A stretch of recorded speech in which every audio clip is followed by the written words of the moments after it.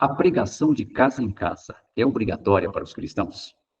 O meu nome é Valdir Camilo, eu sou cristão, pesquisador da Bíblia e também sou terapeuta especialista em saúde emocional.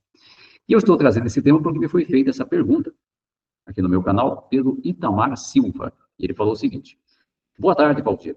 E a respeito de pregação de casa em casa, você e sua família está pregando?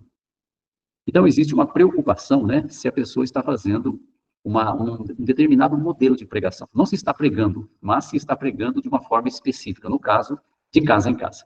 Então, por isso que eu trouxe à tona esse tema, se a pregação de casa em casa é obrigatória para os cristãos. Bem, e para eu poder desenvolver esse tema, eu fiz aqui para você um slide, que eu vou passar aqui para você poder receber esse tema. Então, deixa eu só colocar aqui. Pronto, eu vou passar para você aqui.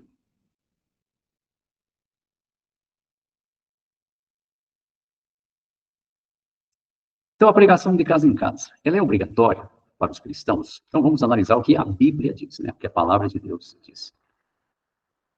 Bem, nós vemos aqui em Mateus 28, 19 e 20, a ordem de Jesus, onde ele falou aqui: portanto, vão, então ele mandou ir até as pessoas, e façam discípulos, ou seja, convertam as pessoas, de pessoas de todas as nações, batizando-as em nome do Pai e do Filho e do Espírito Santo, ensinando-as a observar ou a obedecer a todas as coisas que lhes ordenei. E saibam que eu estou com vocês todos os dias até o final do sistema de coisas. Então você percebe que Jesus ordenou a pregação, mas ele não indicou nenhum método de pregação. Ele mandou ir até as pessoas, né? Chegar até as pessoas, atingir pessoas e convertê-las para Cristo. É claro que os apóstolos, né, naquela situação, eles tinham que ir a pé ou através do animal, né? Ir até as pessoas, né, de barco, enfim, eles entenderam que tinham que ir até as pessoas, mas Jesus não indicou um método específico, ok? Assim, a ordem cristã é para pregar, conforme Romanos 10, versículos 9 e 10, que diz: pois se você declarar publicamente com a sua boca que Jesus é Senhor, e no seu coração tiver fé em que Deus o levantou dentre os mortos, você será salvo. Porque com o coração se tem fé visando a justiça, mas com a boca se faz declaração pública visando a salvação. 2 Coríntios 4, 13. Agora, visto que temos o mesmo espírito de fé, a respeito do qual está escrito: exerci fé, por isso falei, nós também exercemos fé e por isso falamos. Então você vê que a ordem é pregar, é declarar publicamente que Jesus é Senhor, é destacar o nome de Jesus e o seu senhorio. E como Paulo falou, o que motiva essa pregação é a fé. Exercemos fé e por isso falamos. Então, não é a cobrança de ninguém, não é nenhuma fiscalização, nem nenhum lembrete, mas sim a fé. Agora, vamos examinar os textos que falam da pregação de casa em casa. Atos 5:42. E todo dia, no templo e de casa em casa, continuavam sem parar a ensinar e a declarar as boas novas a respeito do Cristo, Jesus. Esse texto mostra dois modos em que eles pregavam. Muitas vezes, a gente, no passado, destacava só o de casa em casa, não é? Mas aqui tem dois modos: é no templo e nas casas. Então, se esses métodos fossem obrigatórios, os cristãos hoje teriam que pregar nas casas e também nas igrejas, né? Nos templos, porque eles iam no templo da anterior religião deles, o judaísmo, é o templo lá em Jerusalém. Então, se fosse seguir isso, então os cristãos deveriam ir também nos templos onde eles se reuniam, nas anteriores igrejas ou religiões, e pregar lá, além de pregar de casa em casa. Então, você vê que aqui está apontando como eles faziam. Não está escrito que é um modelo específico para nós. E já vou deixar claro aqui que eu não estou aqui combatendo a ideia de pregar de casa em casa, de forma alguma. Eu não estou contra esse modelo de pregação. Eu só estou mostrando o que as escrituras mostram, né? Que os apóstolos, os discípulos, eles iam, segundo esse texto, no templo em Jerusalém e de casa em casa. Se fôssemos pegar como modelo, teríamos que ser coerentes e pegar o modelo todo, né? Irmos também no templo, nos templos, nas igrejas, ou na anterior religião, e também nas casas. Atos 17, 1 e 2 fala assim: então viajaram passando por Anfípolis e Apolônia e chegaram a Tessalônica, onde havia uma sinagoga dos judeus. Paulo, segundo o seu costume, entrou e foi falar com eles, e por 3 sábados raciocinou com eles usando as escrituras.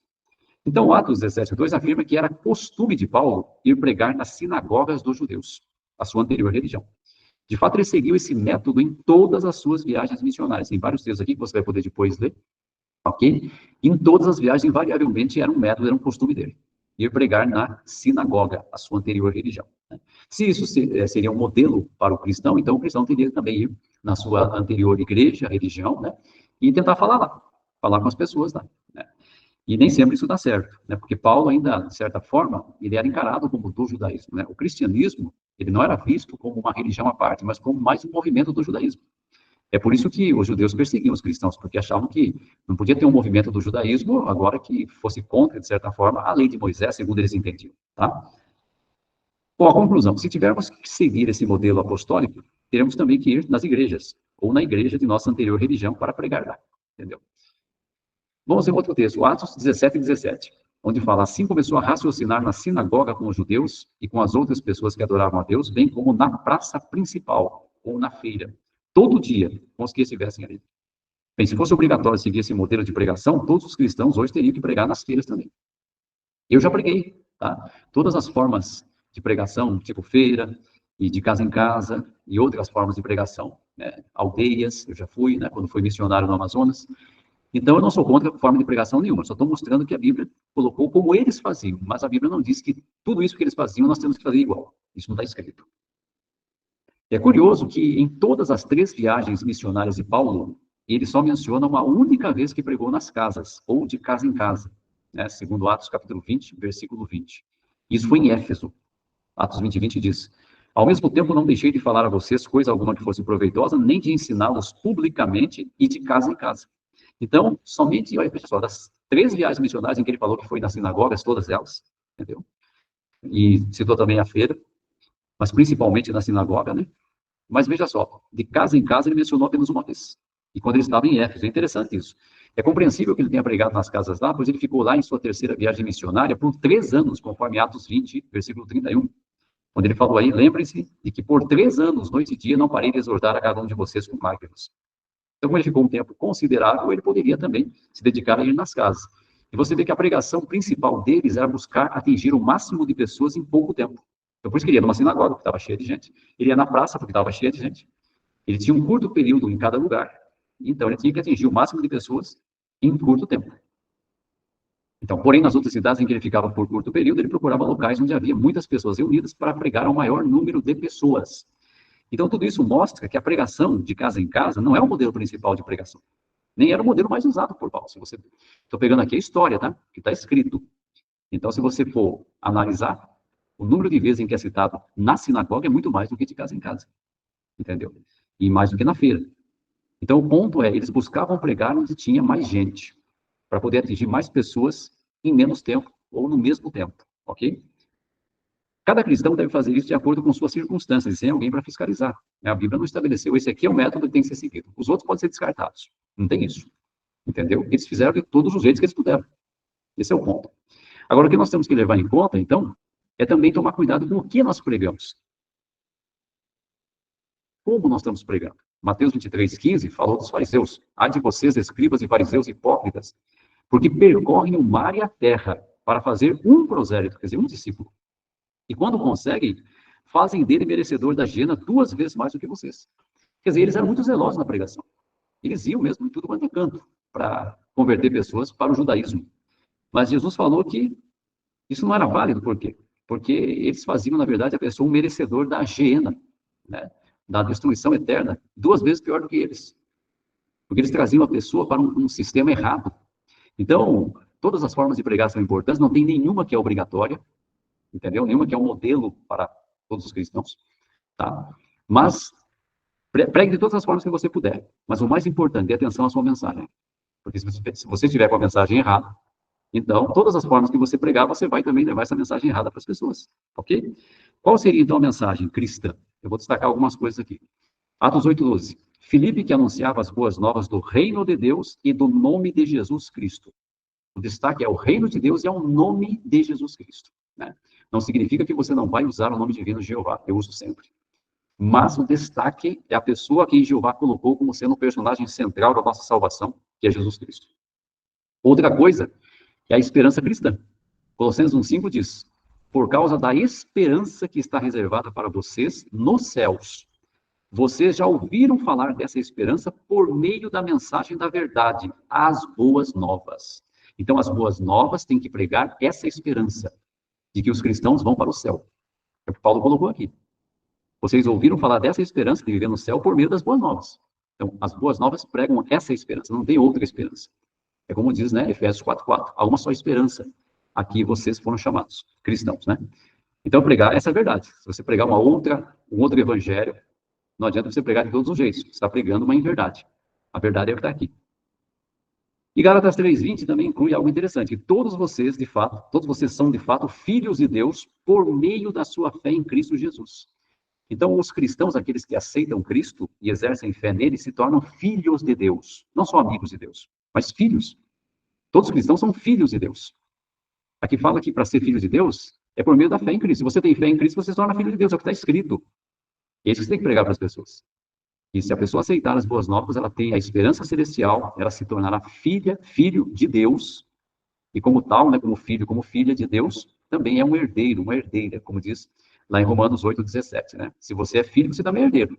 Herdeiro de Deus e co-herdeiro com Cristo. Então tem que colocar essa esperança.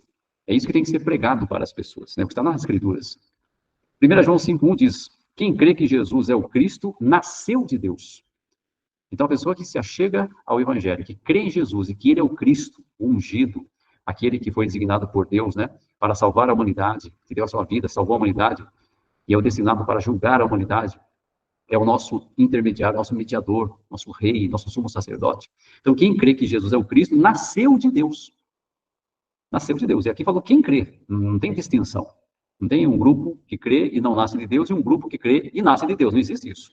Quem crê que Jesus é o Cristo, nasce de Deus. Se torna filho de Deus. Se ele nasceu de Deus, ele é filho de Deus. Filho de Deus e irmão de Cristo. Entendeu? Então, essas verdades claras das Escrituras precisam ser pregadas. Entendeu? Por todos os métodos que você puder. Ok?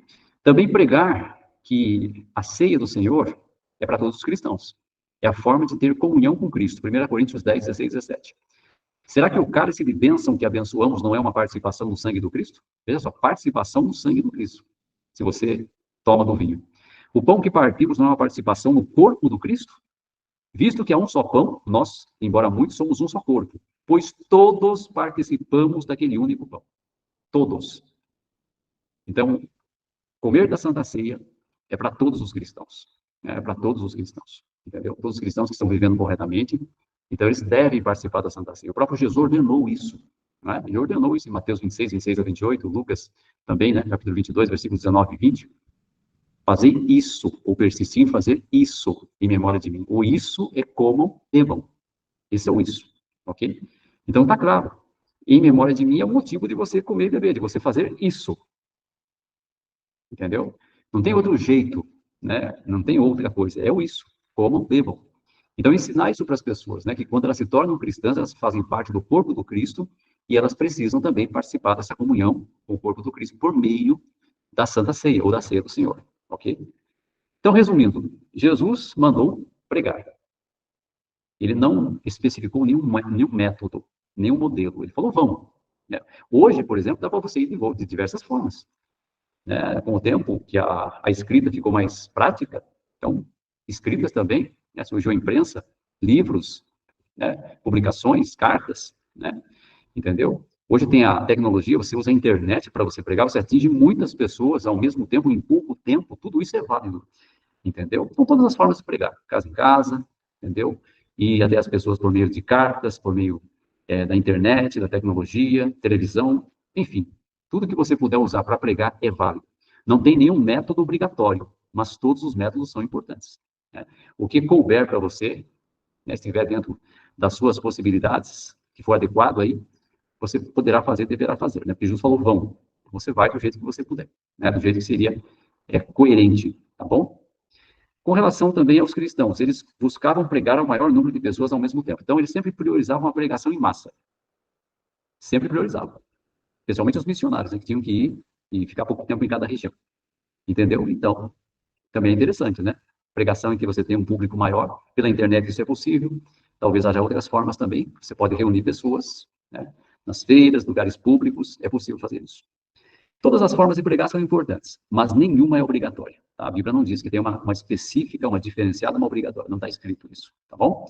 Então, eu espero ter ajudado quem me perguntou aí, quem me fez essa pergunta, né?